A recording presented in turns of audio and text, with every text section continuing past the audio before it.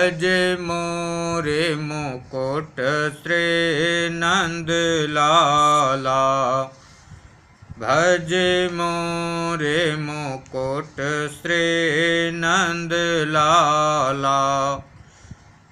बोलिए आनंद कंस श्री कृष्ण चंद्र भगवान की जय।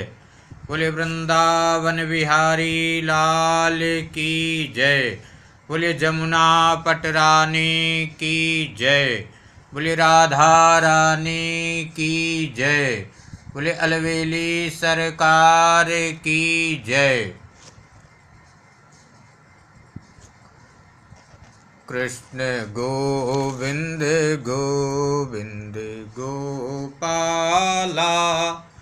भज मोरे मुकुट श्री नंद लाला।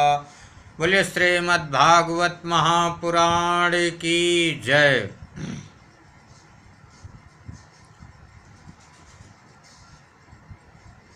सूर्यवंश में नभक के पुत्र नाभाग हुए। ये 3 भाई थे। 2 भाई घर में रहे और एक भाई विद्या अध्ययन करने के लिए गुरुकुल में चले गए।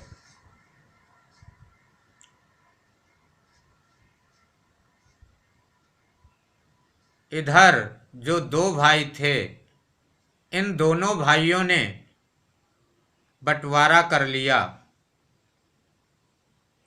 और जब विद्या अध्ययन करके तीसरा भाई आया तो उसने कहा भैया मेरा भी हिस्सा दो, मेरे हिस्से में क्या है।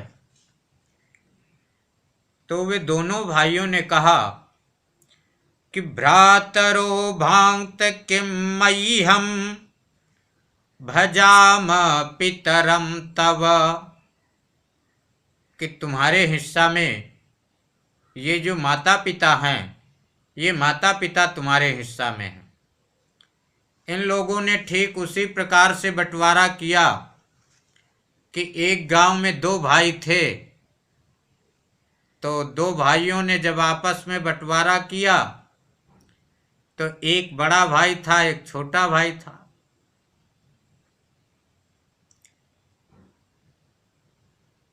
तो बड़े भाई ने कहा कि देखो भैया, जो रवि है इसमें ऊपर ऊपर का हमारा और नीचे का तुम्हारा। छोटे भाई ने कहा ठीक। फिर अब कुछ गन्ना खड़ा था तो बड़े भाई ने कहा कि देखो भैया, पहले हम ऊपर का लिए थे, इस बार हम नीचे का ले लेते हैं और तुम ऊपर। तो जो आग आग था,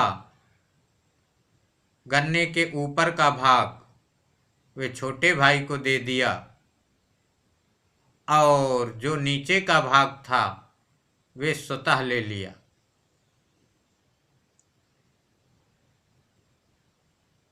भैंस थी, भैंस का बंटवारा किए। कहे देखो भैया, छोटे भैया से कहा कि ये जो आगे की भैंस है तुम्हारी और पीछे की भैंस है हमारी। छोटे भाई ने कहा ठीक है। अब छोटा भाई बराबर भैंस को खिलाता पिलाता रहता था। जब शाम को दूहने का नंबर आता था तो बड़ा भाई दूह लेता था।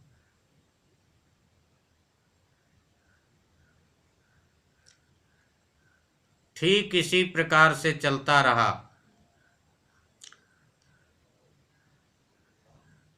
और कुछ दिन में छोटे भाई की भी शादी हो गई। उसकी पत्नी आई तो पत्नी ने देखा कि ये तो यहाँ पर बहुत बड़ी समस्या है।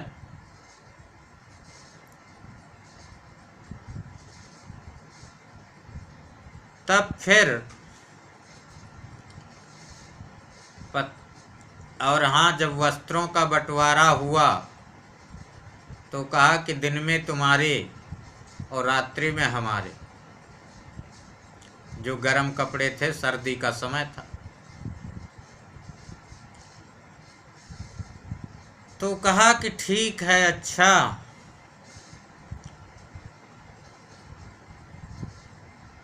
तब पत्नी ने बताया कि देखो, ये ऐसा कुछ ठीक नहीं है। आज शाम को जब ये दुहने जाएंगे तो बस अपने हिस्से की भैंस है उसी को मारने लगना। ठीक यही हुआ। तो जब दुहने गए तो वे आगे जो मुख होता है, मुख पर ही मारने लगे। अब तो भैंस ने मारी लात और वे भैंस को नहीं दो पाए। सर्दी का समय था, तो रात्रि में तो बड़े भाई के कपड़े थे और दिन में थे छोटे भाई। तो जब शाम के 4 बजे तो क्या किए कि पानी में सब भिगो दिए। तब ये हुआ, बड़े भाई ने कहा कि ऐसे नहीं चल पाएगा। फिर सब सही बंटवारा हो गया। कहने का मतलब है कि ठीक इसी प्रकार से नभग के पुत्रों में यही स्थिति उत्पन्न हो गई। जब नाभाग के भाइयों ने इस प्रकार से कह दिया तो वे अपने पिताजी के पास गया और पिताजी से कहा कि पिताजी, मेरे भाई तो इस प्रकार से बतलाए हैं। पिताजी ने कहा कि तुम चिंता मत करो, जाओ देखो अमुक स्थान पर ब्राह्मण यज्ञ कर रहे हैं और वहाँ उस यज्ञ में अमुक सूक्त वे भूल जाएंगे और तुम वहाँ पर जाओ, उस सूक्त को तुम बतला देना तो वे ब्राह्मण तुमको बहुत सा धन देंगे। वे भाई चल दिया। शिव जी का यज्ञ था।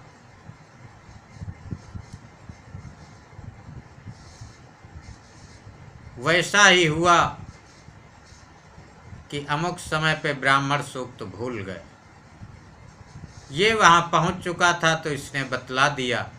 वे ब्राह्मण बहुत प्रसन्न हुए। तो यज्ञ पूर्ण हुआ।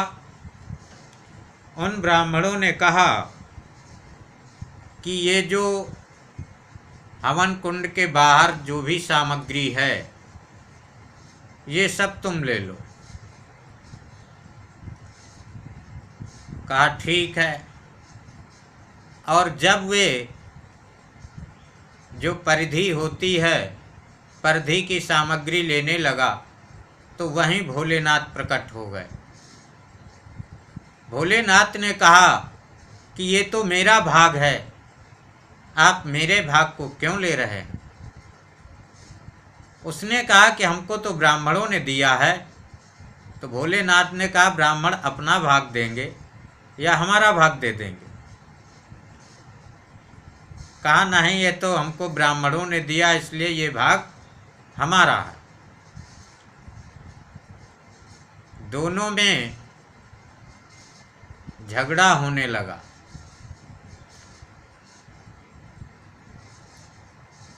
भोलेनाथ ने कहा कि ठीक है, चलो तुम्हारे पिताजी जो निर्णय कर देंगे हम उसी निर्णय को मान लेंगे।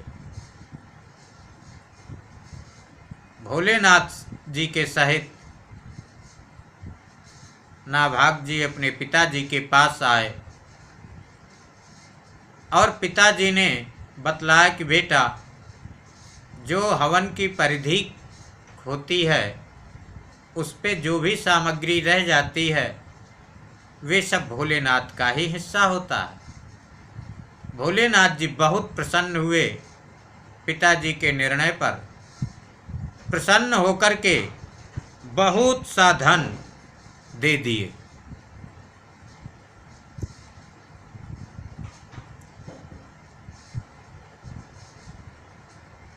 एक राजा अम्बरीश जी हुए।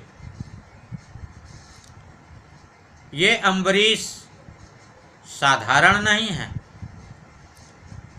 अम्बरीशो महाभागः सप्तदीपवते महीम।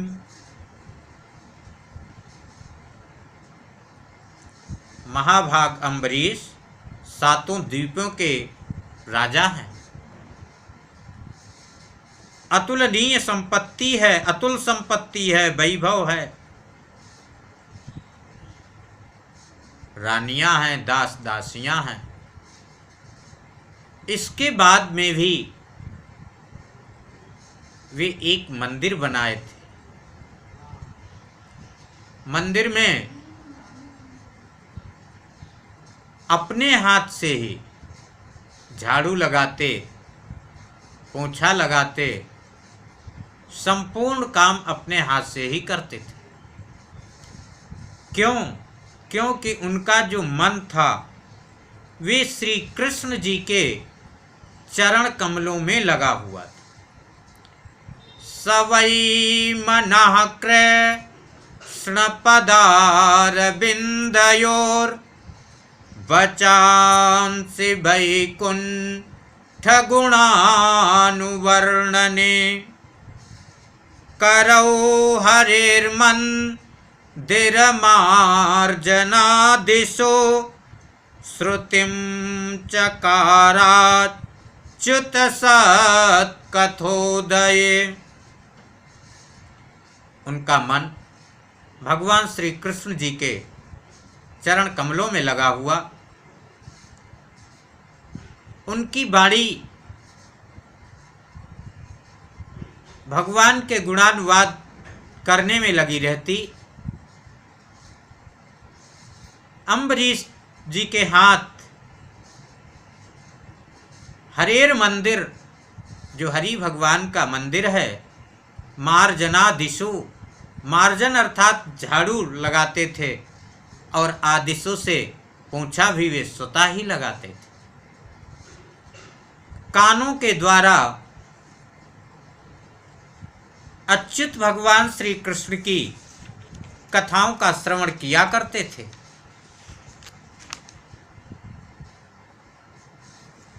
और ब्राह्मणों को गौवें दान करते थे।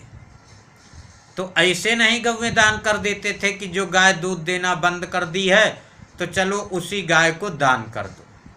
नहीं नहीं नहीं। गवाम रुक्म विषाणी नाम रूप्यांग्रे नाम युवाससाम पयाशीलवयो रूप वत्सोपस्कर संपदाम।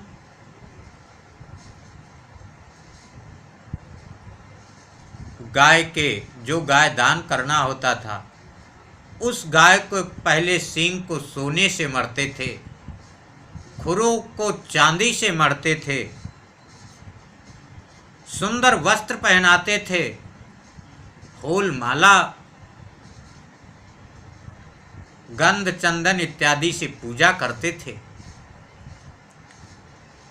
जो पया खूब अधिक दूध देने वाली होती थी, सील सीधी होती थी, अवस्था भी जिसकी अभी नई अवस्था होती थी, देखने में भी रूप सुंदर लगती थी, ऐसी गौ का अम्बरीश जी दान करते थे। एक दिन की बात है, एकादशी का दिन था। एकादशी वे व्रत किए थे। अब तब तक दुर्वासा जी अपने 60,000 शिष्यों के सहित अम्बरीश जी के यहाँ आ गए।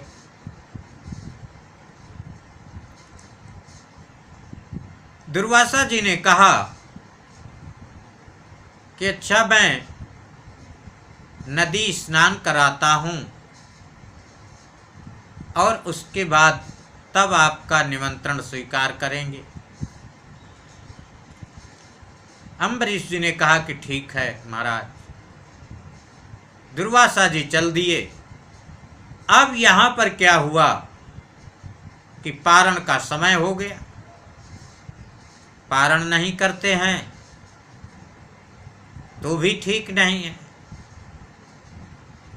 और यदि पारण कर लेते हैं तो जो दुर्वासा जी हैं, ऋषि हैं, इनको बिना खिलाए हम कुछ खा लेते हैं तो ये भी बहुत गलत हो जाए। अम्बरीश जी ने ब्राह्मणों से पूछा कि अब इस स्थिति में क्या करना चाहिए, क्योंकि देर होती है तो तिथि त्रयोदशी लग जाएगी, पारण द्वादशी में करना है।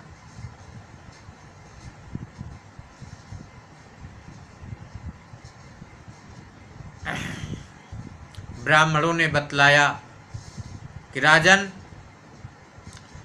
कि अम्भसा केवले नाथ करिष्ये व्रत पारणम प्राहुरभक्षणम विप्रा हसितम नासितम च तत्। राजन, ऐसा कीजिए कि जल से व्रत का पारण कर लीजिए और जल से भोजन भी नहीं होता है और भोजन हो भी जाता है, मतलब पारण हो भी जाता है और भोजन भी नहीं होता। अम्बरीश जी ने समझा कि ये तो ठीक है और उन्होंने जल का आचमन कर लिया। जैसे ही जल का आचमन किए, करने के बाद ठीक उसके बाद दुर्वासा जी आ गए। दुर्वासा जी ने देखा कि अम्बरीश तो बहुत प्रसन्न है, उनका चेहरा पूरा खिला हुआ है। दुर्वासा जी को समझते देर नहीं लगी। दुर्वासा जी तुरंत ही पूछे, राजन, तुमने हमारा अनादर किया है,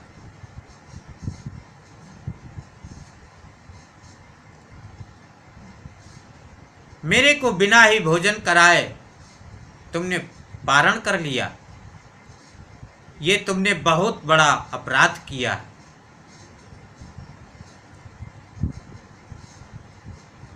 दुर्वासा जी ने एक कृत्या उत्पन्न की, लेकिन भक्तों हुआ क्या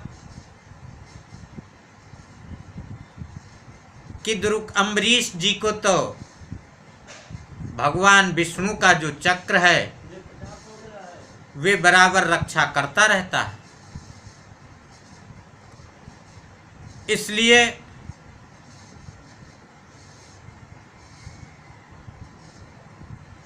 जब वे बराबर रक्षा करता है, उस भगवान विष्णु के चक्र ने कृत्या को तो समाप्त कर दिया। अब वे जो चक्र था वे दुर्वासा जी के पीछे हो लिया। अब दुर्वासा जी लगे भागने। दिशो नभास क्षमाम विवरान समुद्रान लोकान सपालान त्रिदिवम गतास यतो यतो धावति तत्र तत्र सुदर्शनम दोष प्रसहम ददर्श। अब दुर्वासा जी सभी दिशाओं में भागे, आकाश में भागे, पृथ्वी में भागे, गुफाओं में भागे, यहाँ तक समुद्र में तक दुर्वासा जी गए, सभी लोकों में गए, तीनों लोकों में गए, लेकिन यतो यतो धावति तत्र तत्र, वे जहाँ जहाँ पर भी दौड़ करके जाते हैं वहीं वहीं पर क्या देखते हैं कि सुदर्शनम दोष प्रसहम ददर्श, कि वहीं पर वे देखते हैं कि मेरे पीछे तो सुदर्शन लगा हुआ है। ब्रह्मा जी के पास गए, ब्रह्मा जी ने मना कर दिया कि नहीं नहीं नहीं, हम नहीं कुछ कर सकते। भोलेनाथ के पास गए, भोलेनाथ ने भी मना कर दिया। अंत में दुर्वासा जी भगवान विष्णु के पास गए, और जब भगवान विष्णु के पास गए तो उस समय भगवान विष्णु ने कहा कि अहम भक्त पराधीन यस्वतंत्र इव द्विज साधुभिर्ग्रस्त हृदयो भक्तैर्भक्त जनप्रिय, कि हे देवता, मैं तो भक्तों के अधीन हूँ, पराधीन हूँ, इसलिए आप ऐसा करो कि आप जल्दी से जल्दी अम्बरीश के ही पास चले जाओ जहाँ से आए हो। तब दुर्वासा जी अम्बरीश जी के पास जा रहे हैं, क्योंकि वैसे भी कहा गया है कि जो अपराध भगत सन करई राम रोष पावक सो जरई। तो अम्बरीश जी के पास जाकर के उन्होंने क्षमा याचना मांगी। तो अम्बरीश जी ने कहा कि हे ब्राह्मण देवता, आप इस प्रकार से नहीं कहिए। और अम्बरीश जी चक्र की प्रार्थना करने लगे, कहने लगे कि हे चक्र देवता, तुम अग्निर्भगवान सूर्य, तुम अग्निर्भगवान सूर्य, तुम सोमो ज्योतिषां पति, कि आप ही अग्नि हैं, आप ही भगवान सूर्य हैं, आप ही चंद्रमा हैं, आप ही ज्योतिषों सभी ज्योतियों के पति हैं। यदि हमारा कुछ थोड़ा सा भी पुण्य है तो ये चक्र शांत हो जाए, दुर्वासा जी का पीछा करना छोड़ दे। और तब चक्र शांत हो गया।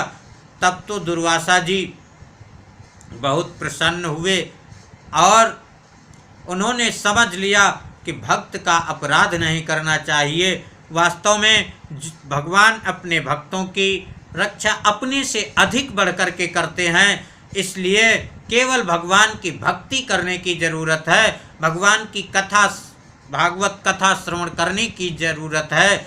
और वीडियो को अधिक से अधिक पूरा देखा करें। यदि पूरा वीडियो देखेंगे, पूरी कथा का श्रवण करेंगे, तब वे कथा समझ में आती है। बोलिए, आइए 2 बार भगवान का नाम ले लेते हैं। कृष्ण गोविंद गोविंद गोपाला भज मोरे मुकुट श्री नंद लाला। बोले आनंद कंस श्री कृष्ण चंद्र भगवान की जय। बोले वृंदावन बिहारी लाल की जय।